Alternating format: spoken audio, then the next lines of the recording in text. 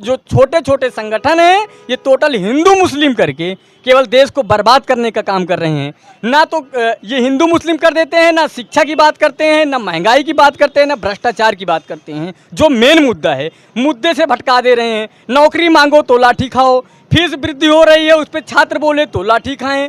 2024 के चुनाव को कैसे देखते हैं? क्या लगता है, क्या फर्क पड़ेगा पीएफआई को बैन करने के बाद, और क्या आरएसएस पर भी बैन लगना चाहिए? हमने कहा अगर जो है पीएफआई आतंकी संगठन से लिप्त है तो 5 साल का बैन क्यों लगाए अगर उनको उनका सबूत मिला है तो। और हमने बताया कि पीएफआई के साथ साथ हमने पीएफआई के लोगों को हथियार लेके प्रदर्शन करते हुए नहीं देखा, लेकिन संघ के लोगों को हथियार लेके प्रदर्शन करके देखा है। तो बिल्कुल बैन होना चाहिए, इस पे भी आरएसएस पर भी बैन बिल्कुल बैन होना चाहिए। चलिए, और देखिए मदरसों पर भी लगातार जांच की टीमें बैठाई जा रही हैं, जो अवैध हैं उन पर भी कार्रवाई की जा रही है। इसको कैसे देखते हैं आप? हमारे हिसाब से तो मदरसों की अगर निष्पक्ष जांच कर लें तो कोई भी मदरसा ऐसा नहीं पाएंगे जहां आतंकवाद की शिक्षा दी जाती हो, क्योंकि जिस तरीके से विद्यालय होता है, स्कूल होता है, उसी तरीके से मदरसों में भी शिक्षा दी जाती है। लेकिन मदरसों में दीनी और दुनियावी दोनों शिक्षाएं दी जाती हैं। और दीनी अगर शिक्षा दी जाती है तो इस्लाम धर्म में कहीं भी नहीं लिखा है कि कट्टरता फैलाओ। और हम मुसलमान जो है वो है जो नबी हुजूर पाक सल्लल्लाहु अलैहि वसल्लम के ऊपर जो बुढ़िया कचरा फेंकती थी, वो तो उसको जब बीमार हुई तो उसको देखने उसके घर पे पहुंच गए थे। वो है इस्लाम। उनके ऊपर जितना जुल्म किया गया, उस बुढ़िया ने जुल्म किया, लेकिन फिर भी उसको देखने के लिए वो पहुंच गए थे। तो कट्टरता आएगी कहाँ से? आतंकवाद की परिभाषा सिखाएंगे कहाँ से? जिहाद भी सिखाया जाता है, ऐसा आरोप लगाया जा रहा है बाहर। यही तो आरोप प्रत्यारोप करके ये सरकार बना रहे हैं। आरोप प्रत्यारोप करके सरकार बने। सरकार का मुद्दा होना चाहिए आने के बाद, सरकार में आने के बाद सरकार सबकी होती है, लेकिन यहाँ सबकी है कहाँ?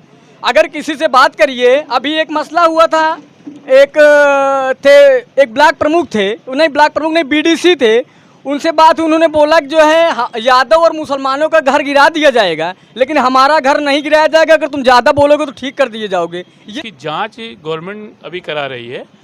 जांच के संबंध में मैंने एक अल्पसंख्यक कल्याण अधिकारी प्रतापगढ़ हैं, उनसे मैंने बात की थी। उन्होंने बताया कि जांच मात्र हो रही है इसकी कि कौन कौन से मदरसे हैं, कौन से रजिस्ट्रेशन हुए हैं, कौन से रजिस्ट्रेशन नहीं हुए हैं।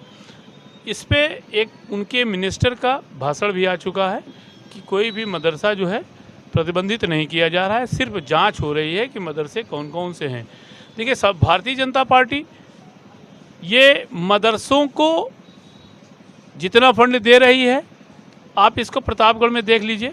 मैं आज खुले तौर पे बता रहा हूँ, समाजवादी पार्टी की सरकार थी, समाजवादी पार्टी सरकार ने अच्छा कार्य किया सभी जातियों के लिए, सिर्फ ये नहीं था कि मुस्लिम के लिए। लेकिन भारतीय जनता आरोप पार्टी लगता है कि यादव और मुस्लिम के लिए नहीं, वो भारतीय जनता पार्टी मुसलमानों के लिए शिक्षा में सबसे बेहतर काम कर रही है। लेकिन भारतीय जनता पार्टी इसको उजागर इस वजह से नहीं करती है कि मुस्लिम के अलावा हिंदू इनके वोटर्स कट जाएंगे। प्रतापगढ़ में आप सभी विधानसभाओं में, पहले चीज़ तो आप जान लीजिए कि प्रतापगढ़ में अल्पसंख्यक कल्याण अधिकारी प्रतापगढ़ SN तिवारी जी हैं। MSDP योजना के अंतर्गत एक इंटर कॉलेज, राजकीय इंटर कॉलेज, एक डिग्री कॉलेज, राजकीय डिग्री कॉलेज, एक सद्भावना मंडप मुस्लिम मैरिज हॉल और एक ITI देने का सभी विधानसभाओं में काम ये भारतीय जनता पार्टी ने किया है। सिर्फ इस डर से ये शो नहीं करते हैं, इस डर से ये शो नहीं करते हैं कि हिंदू वोटर इससे कट जाएगा। उन्होंने शिक्षा के तौर पे कोई काम गलत नहीं किया है।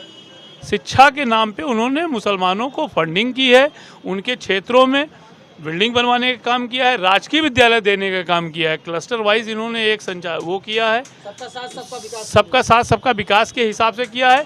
इस जगहों पे इन्होंने जो PFI का सिस्टम और RSS का है, इसमें भी यही मानवता दिखा दे, इससे अच्छी सरकारें नहीं होगी कोई। बस जैसे RSS को बैन, PFI को बैन किया है जांच करके, वैसे RSS को बैन कर दें, एकदम सही सरकार चलेगी। क्या राय है अभी आपकी? आप कैसे देखते हैं, क्या 2024 का चुनाव पलट जाएगा, या मदरसों पर जो अवैध मदरसे हैं उनको भी सरकार जांच लगातार कर रही है? इसको कैसे देखते हैं? और या राष्ट्रगान का मसला हो, क्या जिहाद का ही केवल मामला उसमें जो? तो बैन तो अपराधियों पे लगना चाहिए, बेरोजगारी पे लगना चाहिए, महंगाई पे लगना चाहिए, लेकिन इन सब मुद्दों पे कहीं कुछ भी चर्चा नहीं हो रही है। ना तो हम आपकी मीडिया कर रही है, ना तो सरकार कोई गौर। बस यही PFI और ये सब 2024 की तैयारी है। रही बात मदरसों की, अभी ज़्यादा नहीं, हाल 15 दिन पहले ही नीट का एग्ज़ाम हुआ था, उसका रिज़ल्ट आया। टॉप 1000 में 14 बच्चों ने मदरसों के 14 बच्चों ने टॉप 1000 में आए हैं। अब आप इससे आंकड़ा लगा सकते हैं कि मदरसों में क्या पढ़ाया जा रहा है, क्या सिखाया जा रहा है। तालीम दी जाती है सब ये नहीं है। कभी आप हमारे साथ चलिए मदरसों में, आपको दिखाएं क्या पढ़ाया जाता है। क्या वो बच्चे, गरीब बच्चे जो पढ़ने के लिए पास, जिनके माँ बाप पढ़ा नहीं सकते, पैसा नहीं होता है, मदरसों में वैसे बच्चों की पढ़ाई होती है।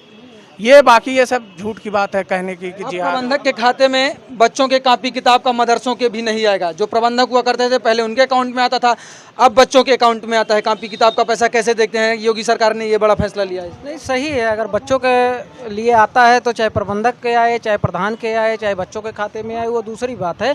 लेकिन जहाँ जब चुनाव आता है, जब योगी सरकार 2017 में बनी थी, उस समय ही ऑनलाइन सब हो गए थे, सारा सिस्टम ऑनलाइन हो गया था। हम लोगों ने मदरसे को ऑनलाइन करा दिया था, कोई जांच का कोई विषय नहीं है।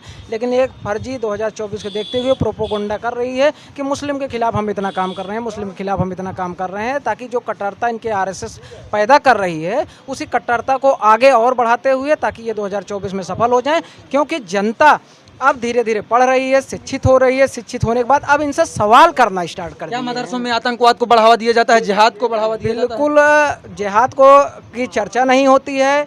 मदरसों में ये बताया जाता है कि अगर कोई जिहाद कर रहा है तो वो यहाँ के लिए भी अपना सब कुछ बर्बाद कर रहा है, आखिरत के लिए मरने के बाद भी सब कुछ बर्बाद अपना कर रहा है। क्योंकि अगर गलत कोई काम कर रहा है, मुस्लिम हो ही नहीं सकता है।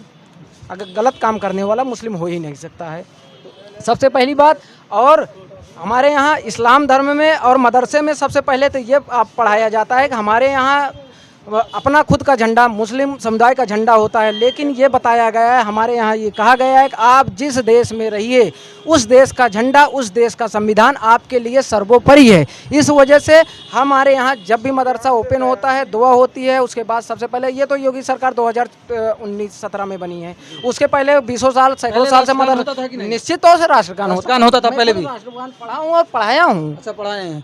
क्या लगता है भैया, कैसे देखते हैं आप मदरसों को कैसे देखते हैं? जो अवैध मदरसे हैं उनको लगातार टारगेट किया जा रहा है, उसको कैसे देखते हैं आप? मदरसा जो रजिस्ट्रेशन तालीम दी जाती है, मदरसों में जिहाद की तालीम नहीं दी जाती है। मदरसों में दीनी और जो है मजहबी दोनों तालीम दी जाती है। जो है मदरसों में जिहाद की तालीम नहीं दी जाती है। हमारे मास्टर लोग कभी जो है गलत काम नहीं मदरसे में पढ़ाते। क्या नाम है आपका? साबिर अली। चाचा जी, कैसे देखते हैं आप, क्या देखते हैं जो मदरसों को लगातार, जो अवैध मदरसे हैं उनमें कहा जा रहा है कि वो लगातार जिहाद का मामला, आतंकवाद का मामला उसमें पढ़ाया जाता है, इसको कैसे देखते हैं आप? और अब कह रहे हैं विज्ञान सारे सब्जेक्ट उसमें पढ़ाए जाएंगे, कैसे देखते हैं इसको? कोई भी मदरसा अवैध नहीं है। ये सारे मदरसे सही हैं। सब अपनी जितने भी मदरसा जो भी खोलता है वो सही जगह पे खोलता है, कोई गलत जगह पे नहीं खोलता। उसका अपना एक सिस्टम होता है, वो NGO भी बनवाते हैं, उसके माध्यम से वो अपना काम करते हैं। मदरसे कोई भी गलत नहीं, चाहे जितनी जांच करा ली जाए। जांच कराने का मतलब ये है कि माहौल ख़राब कर रहे हैं कि हमको जो इलेक्शन 2024 लड़ना है इनको, इसलिए ऐसा ये माहौल बिगाड़ रहे हैं। कोई भी मदरसे, हिंदुस्तान में जितने भी मदरसे होंगे, सारे मदरसे के ट्रस्ट हैं, सब अपने, कोई अवैध जगह नहीं है। जितनी भी जांच करा लेंगे, कोई मदरसा अवैध नहीं पाया जाएगा। राष्ट्रगान का मसला उठा था, क्या पहले राष्ट्रगान नहीं होता था मदरसों में? हमेशा होता था। जब भी अभी भी किसी भी मदरसे में आप चले जाइए, किसी भी बच्चे से आप सुन सकते हैं राष्ट्रगान। जब मौका पड़ता राष्ट्रगान भी पढ़ते हैं, और हमारा जो अपना अलग से है उसको भी पढ़ते हैं। क्या नाम हुआ? अब्दुल रशीद। कैसे देखते हैं, क्या राष्ट्रवाद मदरसों में पढ़ाया जाता है, या जिहादवाद या आतंकवाद से? कुछ नहीं है, सब अफवाह है। अफवाह है, कुछ नहीं। राष्ट्रगान हमेशा पढ़ा गया है, पढ़ाया जाएगा। हाँ, वहाँ कोई नहीं, सब अफवाह बात है, सब साजिश है। कोई मदरसे में कोई ऐसी दिक्कत नहीं है, वहाँ कोई दिक्कत नहीं है। सब अपना चुनावी एजेंडा है चलिए, आप सभी हमारे साथ जुड़े, आप सभी का बहुत बहुत धन्यवाद। देखते रहिए अल्लाह बोल प्राइम। कैमरामैन धर्मेंद्र के साथ मैं अतुल तिवारी। जय हिंद, जय भारत।